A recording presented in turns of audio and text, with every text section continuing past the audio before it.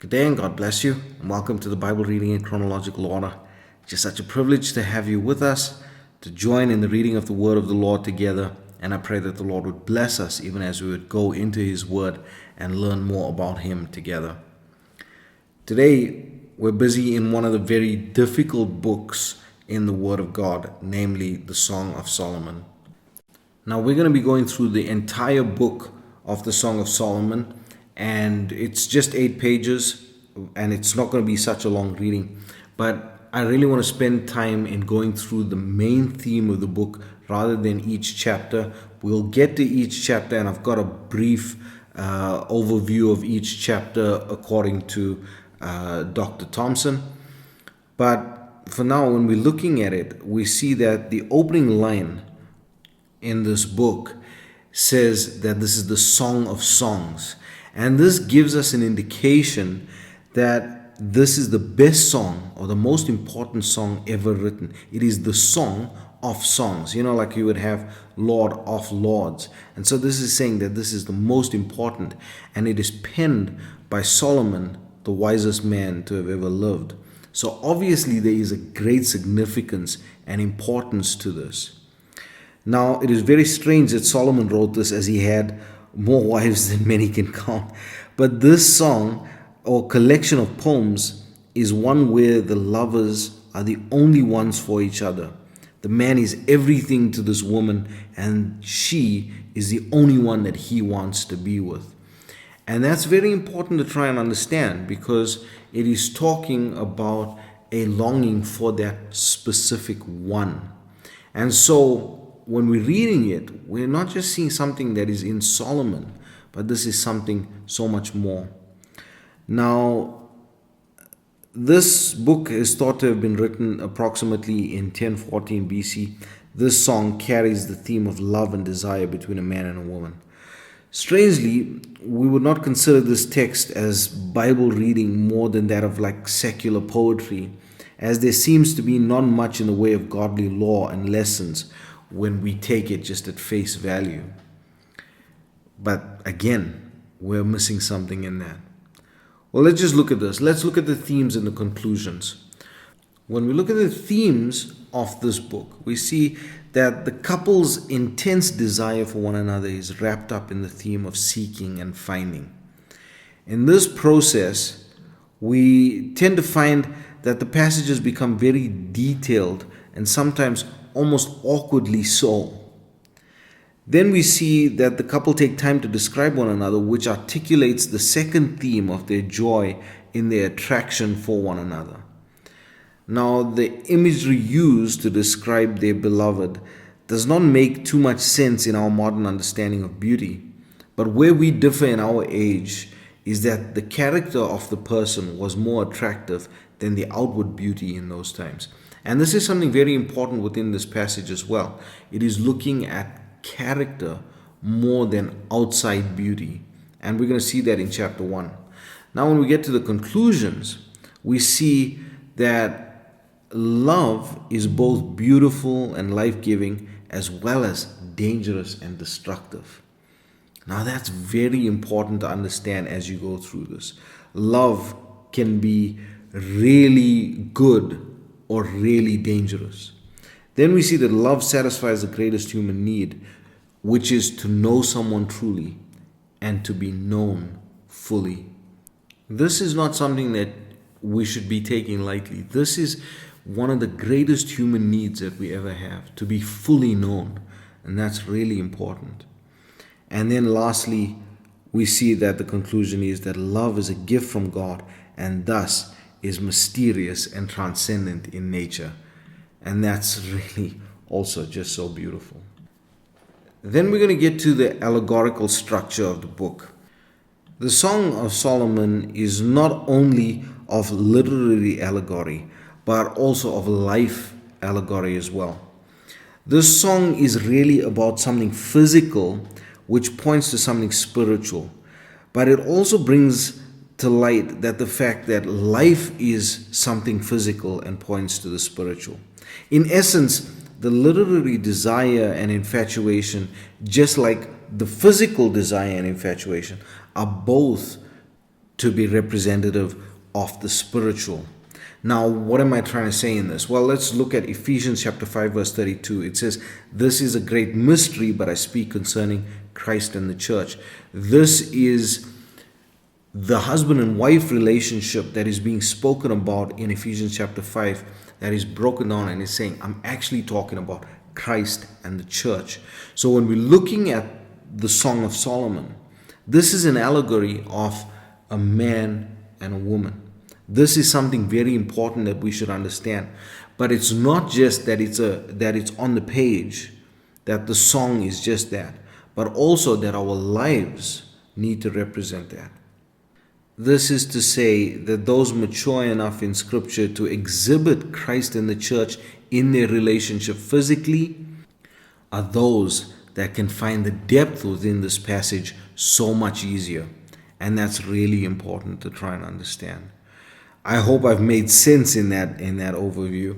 But let's just look at it now, and I'm going to take just the description given by Dr. Thompson for each of the chapters. And this I'm going to go through very quickly. But we see that chapter 1, he breaks down and says, this is the love of the church for Christ. And even though she doubts her beauty, he graciously accepts her and promises her good things. In chapter 2, this is a chapter that relays the mutual love of Christ and his church, her hope and his care for her. Then we get to chapter 3, and this chapter depicts the church's fight and victory in temptation, and she glories in Christ. Chapter 4, Christ sets forth the graces of the church and shows his love toward her. She is grateful and prays to be made fit for his presence. I really love that. Chapter 5, Christ awakens the church with his calling. He and his beloved are described. In chapter 6, the church professes her faith in Christ. He in turn shows her graces and his love for her. In chapter 7, a further description of the graces of the church is given. She professes her faith and assurance of Christ's love. And then chapter 8, the love of the church toward Christ. This is such a vehement love. And then we see the coming of Christ is prayed for. Now, if you come to the Song of Solomon without first understanding that life is an allegory of spiritual things, we will really miss the depth and the beauty and truth within this book. Not only the relationship between husband and wife, but all of life in its entirety. And I pray that we would understand that and we would grow in that and we would allow that to just be a part of our lives, that every part of our life must type out Christ and the church. I'm going to leave you with that. I pray that the Lord would bless you and keep you. May his face shine upon you. May he give you peace. God bless you as you enjoy the reading today. The Song of Solomon, Chapter 1. The Song of Songs, which is Solomon's. Let him kiss me with the kisses of his mouth, for thy love is better than wine. Because of the savour of thy good ointments, thy name is as ointment poured forth. Therefore do the virgins love thee. Draw me, we will run after thee. The king hath brought me into his chambers. We will be glad and rejoice in thee. We will remember thy love more than wine. The upright love thee. I am black but comely, O ye daughters of Jerusalem, as the tents of Kedar, as the curtains of Solomon. Look not upon me because I am black, because the sun hath looked upon me. My mother's children were angry with me. They made me the keeper of the vineyards, but mine own vineyard have I not kept. Tell me, O thou whom my soul loveth, where thou feedest, where thou makest thy flock to rest at noon. For why should I be as one that turneth aside by the flocks of thy companions? If thou know not, O thou fairest among women, go thy way forth by the footsteps of the flock, and feed thy kids beside the shepherds' tents. I have compared thee, O my love, to a company of horses in Pharaoh's chariots. Thy cheeks are comely with rows of jewels, thy neck with chains of gold. We will make thee borders of gold with studs of silver. While the king sitteth at his table, my spikenard sendeth forth the smell thereof. A bundle of myrrh is my well-beloved unto me. He shall lie all night betwixt my breasts. My beloved is unto me as a cluster of camphire in the vineyards of Engedi. Behold, thou art fair, my love. Behold, thou art fair. Thou hast dove's eyes. Behold, thou art fair, my beloved, yea, pleasant. Also our bed is green. The beams of our house are cedar, and our rafters of fir. Chapter 2. I am the rose of Sharon, and the lily of the valleys. As the lily among thorns, so is my love among the daughters. As the apple tree among the trees of the wood, so is my beloved among the sons. I sat down under his shadow with great delight, and his fruit was sweet to my taste. He brought me to the banqueting house, and his banner over me was love. Stay me with flagons, comfort me with apples, for I am sick of love. His left hand is under my head, and his right hand doth embrace me. I charge you, O ye daughters of Jerusalem, by the roes and by the hinds of the field, that ye stir not up nor awake my love till he please. The voice of my beloved. Behold, he cometh, leaping upon the mountains, skipping upon the hills. My beloved is like a roe or a young hart. Behold, he standeth behind our wall, he looketh forth at the window, showing himself through the lattice. My beloved spake and said unto me, Rise up, my love, my fair one, and come away. For lo, the winter is past, the rain is over and gone. The flowers appear on the earth, the time of the singing of birds is come, and the voice of the turtle is heard in our land. The fig tree putteth forth her green figs, and the vines with the tender grape give a good smell. Arise, my love, my fair one, and come away. O my dove that art in the clefts of the rock, in the secret places of the stairs, let me see thy countenance, let me hear thy voice. For sweet is thy voice, and thy countenance is comely. Take us the foxes, the little foxes that spoil the vines, for our vines have tender grapes.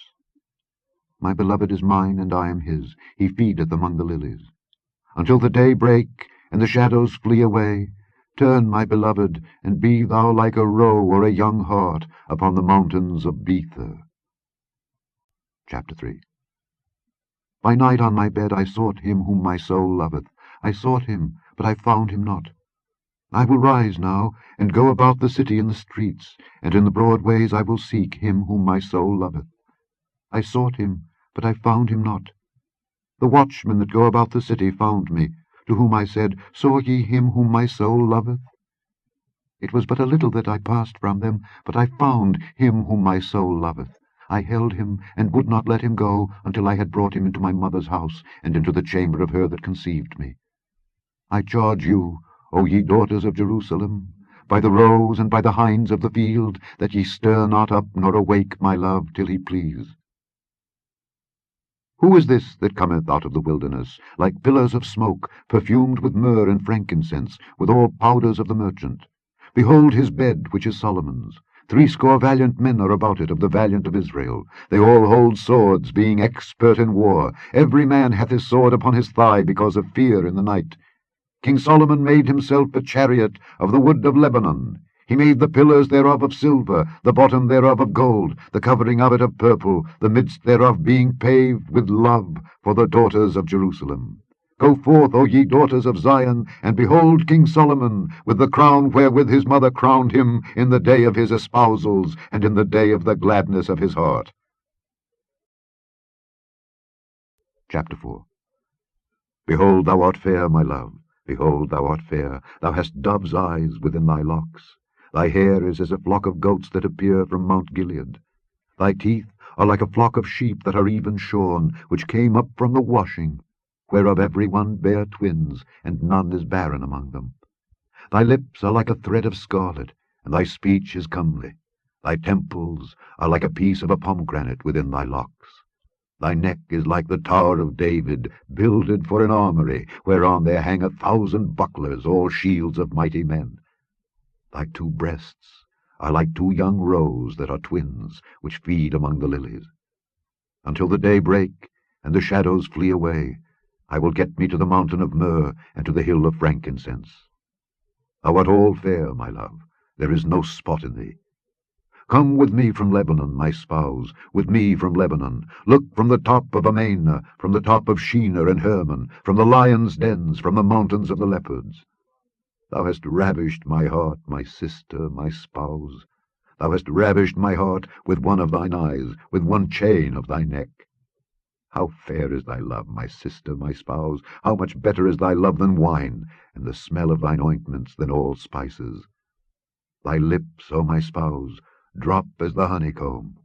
Honey and milk are under thy tongue, and the smell of thy garments is like the smell of Lebanon. A garden enclosed is my sister, my spouse, a spring shut up, a fountain sealed. Thy plants are an orchard of pomegranates, with pleasant fruits, camphire, with spikenard and saffron, calamus and cinnamon, with all trees of frankincense, myrrh and aloes, with all the chief spices. A fountain of gardens, a well of living waters, and streams from Lebanon. Awake, O north wind, and come thou south. Blow upon my garden, that the spices thereof may flow out. Let my beloved come into his garden, and eat his pleasant fruits. Chapter 5. I am come into my garden, my sister, my spouse. I have gathered my myrrh with my spice. I have eaten my honeycomb with my honey. I have drunk my wine with my milk. Eat, O friends, drink, yea, drink abundantly, O beloved. I sleep, but my heart waketh.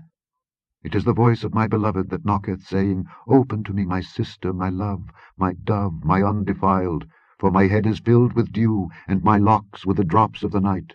I have put off my coat, how shall I put it on? I have washed my feet, how shall I defile them? My beloved put in his hand by the hole of the door, and my bowels were moved for him.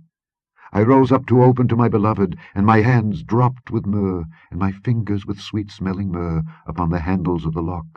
I opened to my beloved, but my beloved had withdrawn himself, and was gone. My soul failed when he spake. I sought him, but I could not find him. I called him, but he gave me no answer. The watchmen that went about the city found me. They smote me, they wounded me. The keepers of the walls took away my veil from me. I charge you, O daughters of Jerusalem, if ye find my beloved, that ye tell him that I am sick of love. What is thy beloved more than another beloved, O thou fairest among women? What is thy beloved more than another beloved, that thou dost so charge us? My beloved is white and ruddy, the chiefest among 10,000. His head is as the most fine gold, his locks are bushy and black as a raven. His eyes are as the eyes of doves by the rivers of waters, washed with milk and fitly set. His cheeks are as a bed of spices, as sweet flowers, his lips like lilies dropping sweet-smelling myrrh.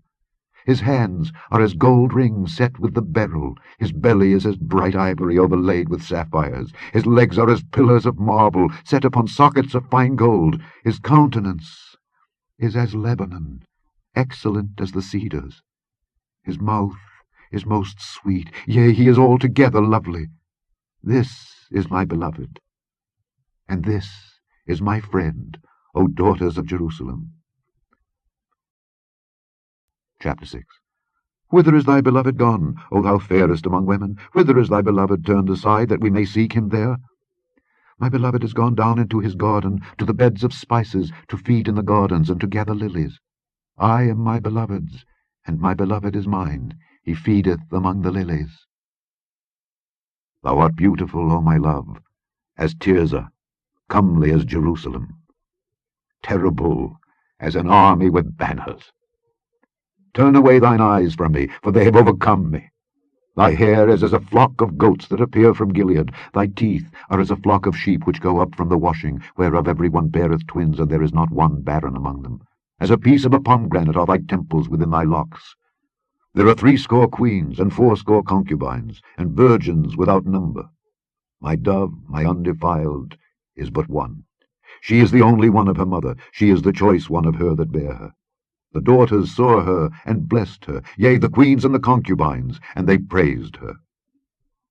Who is she that looketh forth as the morning, fair as the moon, clear as the sun, and terrible as an army with banners? I went down into the garden of nuts, to see the fruits of the valley, and to see whether the vine flourished, and the pomegranates budded. For ever I was aware, my soul made me like the chariots of Aminadab. Return, return, O Shulamite, return, return, that we may look upon thee. What will ye see in the Shulamite? As it were the company of two armies. Chapter 7. How beautiful are thy feet with shoes, O prince's daughter! The joints of thy thighs are like jewels, the work of the hands of a cunning workman. Thy navel is like a round goblet, which wanteth not liquor. Thy belly is like an heap of wheat set about with lilies. Thy two breasts are like two young roes that are twins.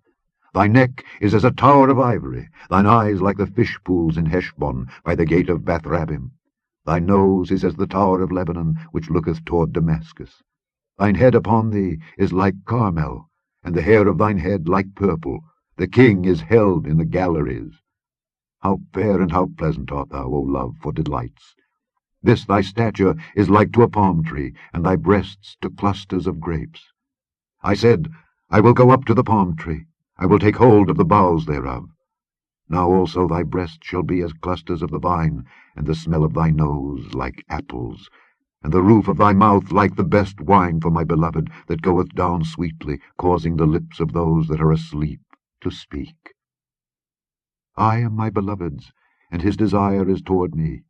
Come, my beloved, let us go forth into the field, let us lodge in the villages, let us get up early to the vineyards, let us see if the vine flourish, whether the tender grape appear, and the pomegranates bud forth. There will I give thee my loves. The mandrakes give a smell, and at our gates are all manner of pleasant fruits, new and old, which I have laid up for thee, O my beloved. Chapter 8. O that thou wert as my brother, that sucked the breasts of my mother! When I should find thee without, I would kiss thee, yea, I should not be despised. I would lead thee, and bring thee into my mother's house, who would instruct me. I would cause thee to drink of spiced wine, of the juice of my pomegranate. His left hand should be under my head, and his right hand should embrace me. I charge you, O daughters of Jerusalem, that ye stir not up, nor awake my love, until he please. Who is this that cometh up from the wilderness, leaning upon her beloved? I raised thee up under the apple tree. There thy mother brought thee forth, there she brought thee forth that bare thee. Set me as a seal upon thine heart, as a seal upon thine arm, for love is strong as death. Jealousy is cruel as the grave. The coals thereof are coals of fire, which hath a most vehement flame. Many waters cannot quench love, neither can the floods drown it. If a man would give all the substance of his house for love, it would utterly be contemned. We have a little sister, and she hath no breasts. What shall we do for our sister in the day when she shall be spoken for? If she be a wall, we will build upon her a palace of silver, and if she be a door, we will enclose her with boards of cedar. I am a wall, and my breasts like towers. Then was I in his eyes as one that found favour. Solomon had a vineyard at Baal-Hamon. He let out the vineyard unto keepers. Every one for the fruit thereof was to bring 1,000 pieces of silver. My vineyard, which is mine, is before me. Thou, O Solomon, must have 1,000, and those that keep the fruit thereof 200. Thou that dwellest in the gardens, the companions hearken to thy voice. Cause me to hear it. Make haste, my beloved, and be thou like to a roe, or to a young hart upon the mountains of spices.